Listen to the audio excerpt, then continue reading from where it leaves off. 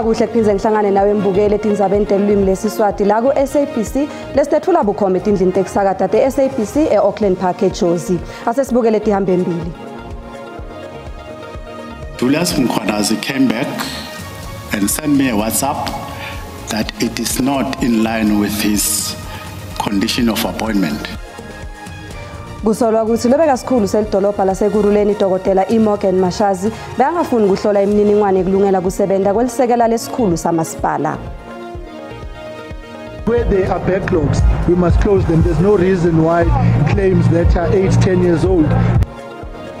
Lisekela lendvuna elitiko letekuthutha Mkhuleko Hlengwa limemetele indlela ekunonophisa kulungisa kubambeleleka kwekhokha kwemali ye-Road Accident Fund. Kusolwa ukuthi lobeka sikhulu selidolobha laseKuruleni Dr. Imogen Mashazi bengafuni ukuhlola imininingwane ekulungela kusebenza kwelisekela lesikhulu samasipala weKuruleni lelimisiwe Brigadier Julius Mkhwanazi. Lokhu ukuvela ngesikhathi isikhulu semaphoyisa amasipala seKuruleni Jabulani Mapiyeye avele kumshada Madlanga. Mapiyeye uthi wathola nemlayelo weWhatsApp lovela kuMkhwanazi lapho khona abethi ngeke abeyincane lohlelo lokuhlola imininingwane phambili kubona kulungela kwakhe umsebenzi. All three have signed a letter that they agree that they will go. Then Julius Mkhwanazi came back and sent me a WhatsApp that it is not in line with his condition of appointment. Elangeni lakhe lesibili thulafakazi Mapiyeye uvete inkohlakalo lenkulu nebugebengu kumatima kulolu phiko lapho khona athi wayekela khona luphenyo longekhathi kuMkhwanazi emva kokuthi esetshiswe kubaya lokunye. I received an instruction that I must withdraw my internal investigations, of which I did. Kusenjalo licembu le-DA lithi alimangala ngalobufakazi lovetwa ngemphathi wamasipala waseKuruleni lisothatha umhlala phasi Imogen Mashazi. Lobufakazi boMapiyeye buveta ukuthi Mashazi wasebenzisa emandla akhe epolitiki kungenelela eqinisweni kwekho kaBrigadier Julius Mkhwanazi. Mkhwanazi is protected by the city manager, Imogen Mashazi. She was the person protecting him. She was the one that not doing a disciplinary hearing against him. Umsebenzi wekomishana uyachubeka. Lisekela lendvuna elitiko letekuthutha Mkhuleko Hlengwa limemetele indlela ekunonophisa kulungisa kubambeleleka kwekukhokha kwemali yesikhwama ecinephetilisa labathola tingoti emigwacweni i-Road Accident Fund. Akhulume ngomfeni ye-Road Accident Fund KwaZulu-Natal, Hlengwa uthi libhodi lesikhashana litimisele kubhadala 4 billion wemarandi ngetinyanga letisiphohlongo. We were able to even make payouts to some 5 claimants that were almost 8 years old, and it needed very minor things to be done to complete the claimant. So there is an information gap, there's a process gap that we are trying to close. And secondly is to avoid mission drift. The REF must continue to be people-centered and people-focused, particularly those who are unable to access the services in a timeless manner. So that is part and parcel of doing, and status update of the claimants is of critical importance. So we are trying to stabilize the Road Accident Fund and to make sure that it responds to its core function and core responsibility, and where there are backlogs we must close them. There's no reason why claims that are 8-10 years old. Isinguyona itawusakata ngalokusemthethweni iG20 SA 2025. Njengoba sonzele emalanga ekubanjwa kwengcungcuthela ye-G20 kuleli emalungiselelo asezingeni lelisetulu ne-SABC njengemsakatelo esive kuleli ulotata inhlelo tayo kute ukwati kusingatha lomsebenzi lomkhulu ngesizotha. Leli litaba livakashelwe bomengameli lababuye emaveni lamakhulu emhlaba, lamanye asimeme kwengcaleli kwemnotfo. Kubuka kabanti ke ukuthi lengcungcuthela itaba nemthelela muni kute politike etindlini tekusakata sinemhleli wetindzaba tepolitiki e-SABC Mzwandile Mbeje. Meche asikubingele sikwemukele tindzabeni tesiswati la ku SABC. Mhlawumbe ungaqala nje ngekuchazela umbukele ekhaya ukuthi iyini kahle kahle iG20 nane ukuthi inemthelela muni kute politiki. Sibonga kakhulu Lindelwa nakuba bukele ekhaya. Uma ngabe sikhuluma nge-G20 sikhuluma ngomhlangano wamazwe angu-20 mhlawumbe ngizothi amazwe angu-19 ubese kuba i-EU ihlanganisa amazwe ase-Europe ne-AU ngoba ne-AU nayo isiyingxenye ye-G20. Njengoba kuthiwa i-G20 nje kuthiwa i-group of 20 kusho ukuthi ke amaqembu kumbe amazwe angu-20. Yini indaba nala amazwe ahlanganayo? Uzokhumbula phela ukuthi ngesikhathi ke kuba nesibhicongo sodaba lwezimali sokuwa kwezimali zomhlaba, amazwe omhlaba ikakhulukazi la athe ukuthuthuka ngoba uzothi mawubheka lindelwa amazwe akuyi-G20 la athe ukuthuthuka ahlangana ukuthi ukuze esikhathini esizayo isimo singaphindi sifane kufanele enze njani, avumelana ngokuthi ke kuzomela ukuthi ke ebambisane ikakhulukazi kwezomnotho. Yingakho amazwe awe-G20 amazwe iningi lawo athuthukile kakhulu. Uzokhumbula ukuthi eAfrika izwe eliyingxenye ye-G20 lilodwa iSouth Africa kuphela. Ngani na?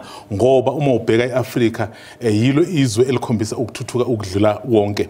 Inhloso ke ye-G20 le group of 20 njengoba isibizwa nge-G20 kodwa uzokhumbula seke kwafaka ne-EU ehlanganisa amazwe e-Europe, sekufakwe ngisho ne-AU ehlanganisa amazwe e-Afrika. Inhloso ukuthi uma ukuthi isimo somnotho emazweni omhlaba sikhombisa mhlambe ukungahambi kahle ukuze ungawe umnotho womhlaba kumele ke bebonisane. Yiyo ke inhloso ye-G20. Yingakho ke sizobona amazwe omhlaba ezohlanganela lapha eNingizimu Afrika emva kweviki elizayo ukuzokhuluma ngalolu daba ke.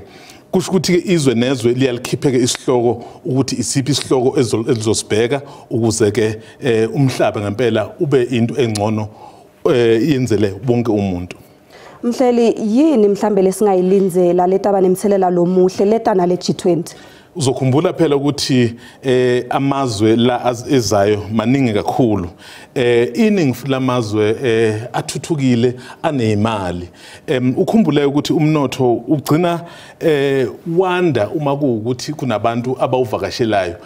Akugcini lapho uzokhumbula ukuthi akusilo nje udaba oluzokwenza nge-21 to 20 kuya kuyi-22 kudala iqalile. Kusho ukuthi ke izindawo eziningi sezivele zikutholile ukuthi zibe zihlomule ngabe abantu abavakashayo kumbe izinto okuzokhulunywa ngazo. Ukhumbule ukuthi ekugcineni kuzomela kube nezinqumo ezizohlomulisa ke abantu jikelele ngoba phela umhlangano uma ngabe wenzeka akukhona nje ukuthi abantu soke behlanganele ukuyikhulumela, kusuke kubheka ukuthi iziphi izinselelo ezibhekene nabantu ezingene eliphansi, masumane okufuneka siwathathe ukuze ehlomulise abantu. Yikho ke lokho kuzokwenzeka.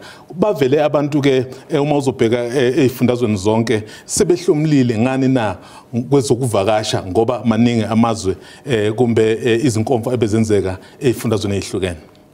Mna sibuka kude politiki lukhona yini lushintsho umbukeli la ngahla libone?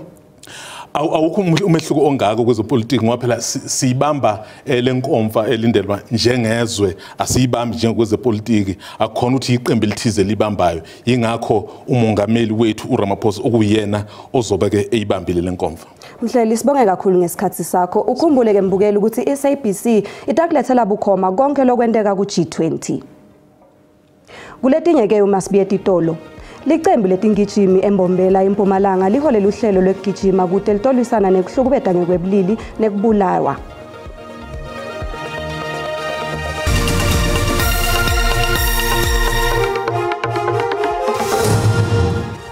Wemkelekile mbukele esigabeni sesibili setindzaba. Uma ucetha kungena ukhethe kahle disekhona hlala nathi. Kungakibiphi kutawucala luhlelo lekuhlahlekelwa ngemaphuzu etincwadzini tekushayela. Uma umshayeli ephula umthetho wemgwaqo, inhloso ke kunciphisa nekugwema tingoti emigwaqeni.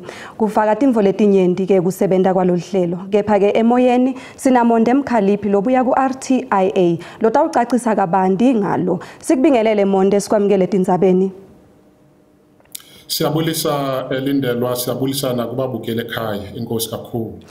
Mkhaliphi, mhlawumbe ungaqala nje ngekuchazela umbukeli ukuthi luyini kahle kahle lolu hlelo lwe-Demerit nekuthi litawusebenza kanjani futhi liqala nini? Njengoba uthilo apha kwi-introduction yakho, ingxaki sinayo eMzantsi Afrika kakhulu zingozi ezithi zehle ezindleleni zisube ubomi babantu. Lo umthetho we-points demerit system yinxalenye yomthetho omkhulu okuthiwa yi-ARDO. apho sizawuthi usincedise ba sitshintshe indlela esiziphatha ngayo ezindleleni ukwenzela ba kwehle izinga labantu abathabayo ezindleleni njengoba siyazi amatyala esezindleleni okwangoku kweminye imimandla iphaya phansi kwe-Criminal Procedure Act uthoko zisasiwa ecourt xa ungena lo mthetho wa-ARTO njengoba besithe sawuzama utesta apha eTshwane nase-Johannesburg siye sathi safumanisa uba uzawusincedisa kakhulu uba amatyala okanye abantu abathe bophula umthetho wezendlela bakhawuleze baziswe ngaphambili ngexeshana lenyanga enye okanye inyanga ezimbini apho uzawuthi xa uthe wophula umthetho ufunyanzeleke uba uze ngaphambili uze uzobhatala u-50% bangabe uyalivuma ityala elo okanye bangabe uyaliphikisa uze ngaphambili nobungqina oko loo nto iza kwenzeka within ixesha lenyanga, that is within the first 32 days apho uzawuhlangana nomasipala ukwenzela uba eli tyala lakho liphele okanye uba ngaba awuthe akwaya kumasipala sawuthi sikuthumelele incwadi i-courtesy letter ezawuthi ukukhumbuza uba ngomhla othile uthe wophula umthetho wendlela ngoko ke iza ngaphambili uzolibhatala njengoba thetha nje kwimimandla ephansi ko-Criminal Procedure Act loo ndlela yokuthi abantu baziswe ngaphambili ithatha ixesha elide kodwa u-ARTO nenje bafike izawuthi ikhawuleziswe lo xesha yoba umuntu eza ngaphambili i-points demerit system yona apho abantu bazawuthi babethwe ngamaphuzu khona izawungena ngohlobo umuntu xa ethe wophula umthetho masithi ugqithe irobhothi ebomvu and then abhataliswe eze ngaphambili anikezwe ii-points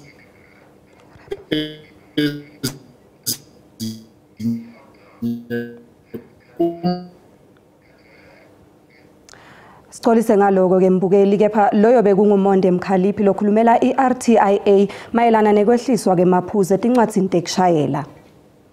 Sikubutile ke ukuthi ingabe unelwadi longakanani ngaloluhlelo lolusha lekuthathelwa emaphuzu na ungashayeli kahle emgwaqweni umbono wakho uyalandzela. Hayi umsasazi mina bendingakayiva apha eEastern Cape lento uthetha ngayo ingakumbi ke thina sisezilalini koMatatiyela eyamaphuzu kodriver makayicacisa urhulumente sive sizoba nolwazi nathi apha ezilalini. Nakube ungenalo ulwazi olungako lolu hlelo lokuthathela amaphuzu kubashayeli abazobe ngaphathi kahle emgwaqweni kodwa ngicabanga ukuthi kuzosiza kakhulu ukuthi abashayeli bakwazi ukuyiqoqa. Cebo lihle kakhulu lona kuphela ngaske abaqhubi bonke bangacaciselwa khona ukuze umuntu aqadibana loo ngxaki adibana nanto bevele yazi. Lezopho ukuthi lizokwazi ukuthi linciphise izingozi ezenzakala khona emgwaqweni ukuthi kuyoncipha izingozi mangabe ngempela lizosebenza sizobonga kakhulu. Lona ngombono wembukeli iSABC etethweswa kudiphendulela ngawo. Licembu letingijima eMbombela eMpumalanga liholela uhlelo lokugijima kuteltolisana nekuhlukubethwa ngekwebulili. Lokugijima kulandzelwa kubulawa kwaLusanda Mathabela lobeka neminyaka lelishumi nemfica. Kusolwa ukuthi Mathabela ubulawe ngulosibesingani sakhe kanye nemngani wakhe ngemsombuluko lapho bekahlala khona. Licembu iBellas Running Club lithi kwanele lelicembu ligijimela kulwisana nekubulawa kwaLusanda Mathabela loneminyaka lelishumi nemfica lobulewe bonzanga yakhe. Kubulawa kwakhe kuthuse sonke lesifundza basolwa lababili bavele kafishane enkantolo yamantshi eMbombela ngalwesibili. We came up with this concept or this run this morning based on the recent incident that happened, the brutal murdering of Lusanda. And we just wanted to bring awareness to the community and also to echo our strong word to say no to gender-based violence and femicide, especially for women and children. iBellas Running Club ithi kumele kulwisane nekuhlukubeta ngekwebulili. The scourge of GBVF, it's now getting out of hand. There's a point where we get to feel that maybe some people are doing it for clout. Kuyafuneka sifike endaweni lapho ukuhlunyezwa kwabafazi abantwana kungasekho lapho siphila khona. Nemkhandlu lolisana nekuhlukubeta ngekwebulili embusweni wesifundza awuhambisani nalesendo basolwa kulindeleke ukuthi babuyele enkantolo ngalwesithathu kuyofaka isicelo sebail. Iyachubeka nekuhlukubeta abantu beSudan impi lesemkhathini kwemasotsha neRapid Support Forces eSudan. Linxusa leSudan kuleli Osman Abu Fatima Adam Mohammed lithi alihambisani nalodlamo nalabo labenta ukuthi ichubeke lempi. They don't respect any international law. It was clearly they don't respect international humanitarian law. Making peace is one of the objectives of the government of Sudan. The peace that the people of Sudan looks for is a peace that respects their dignity, and the peace that makes accountable those who made crimes against them. It will not be a peace without having accountability of those committed crimes like genocide, crimes like international humanitarian law.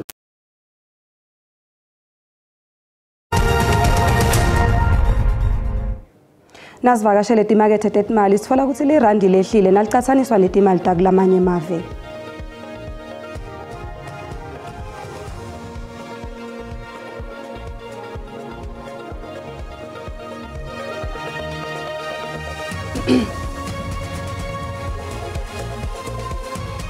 Singakasongi ke asesithi ngeligonso sihlole Sibusiso Mahlalela ngaleti hamba embili kuligwalagwala FM. Wotanato Sibu. Lishonile Lindela savuselana kuloke lithimba egoli sivuselana kumbukelo kuzobade Swati ekhaya ku SABC1 nathi ke lesiphethe kuhlelo njengoba ke bayaxwayiswa abahlali bakulele kakhulu ati kusifunda saHauteng ngetimvula ezinemali letingahleketine kulesa sifunda letingahamba didaleke umonakalo kanti ke kuletinye lesiphethe kuloke lihlelo sitakhuluma kabani ngenzaba lesina ke imvuno emaphoyisa lemiswe emsebenzini senzo mchunu njengoba ke kuvela sekuzimade kubekunyalo sebenzisana kahle kakhulu nengale emthetho njengoba ke sikhuluma sebathatha letincingo takhe njengengcenye eliphenyo lelisukunyisiwe kulandzela ke tinsolo lithinza ikhathi ligama lakhe simemeke tati tizobade bugebengu ke sitawuqhubeka kabandi nganalo lutsaba siboleke indlebe ngesimbi yesithupha kusemade bensimbi yesikhombisa kulihlelo diphuma embiteni kumsakato ligwalagwala sibonga siboleka indlebe embukeli Nzambama Lehle. Sikuca lapho ke talamuhla uma kubumbana insimbi yesikhombisa lamhla tikhona tesizulu sikhona nesimo selitulu ngemva kwetitolo impela sonvo lenhle.